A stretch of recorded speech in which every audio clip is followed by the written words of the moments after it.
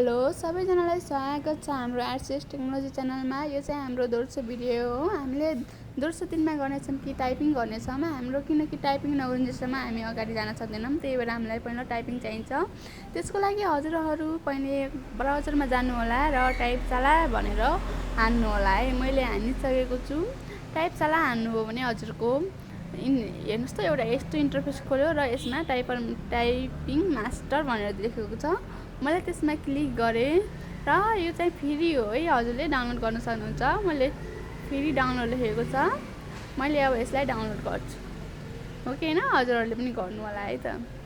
हेर्नुहोस् मैले तलतिर सारेँ र डाउनलोडको अप्सनमा क्लिक गरेँ र डाउनलोड गरेँ।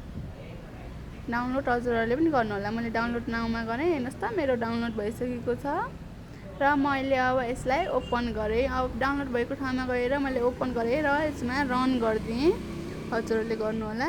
रन भइसकेपछि मैले इन्स्टल गर्ने हो, त्यही भएर इन्स्टल गरेँ। इन्स्टल फर अल युजर गरेँ अनि इङ्ग्लिस राखेँ मैले भाषा चाहिँ। अनि पछि मेरो इन्स्टल हुँदैछ है त। अब मैले यहाँदेखि नेक्स्ट गरिदिएँ।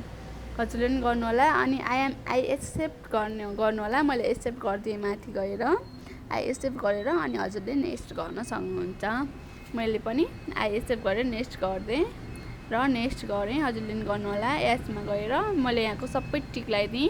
हजुरहरूले पनि टिक लगाउनु होला। हेर्नुहोस् त मैले सबै टिक लगाइसकेँ। मैले नेक्स्ट गरिदिएँ र इन्स्टल गरेँ। हेर्नुहोस् मेरो इन्स्टल भइरहेको छ।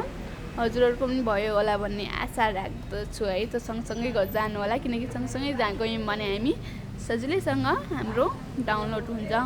मेरो डाउनलोड भइसकेको छ। हजुरको पनि भयो होला। बाँकी भिडियो चाहिँ यसमा गराउँदाखेरि लामो हुने भएकोले मैले अर्को भिडियो बनाएको छु। अर्को भिडियो हेर्नु होला। लास्टसम्म हेरिदिनु सबैलाई धन्यवाद।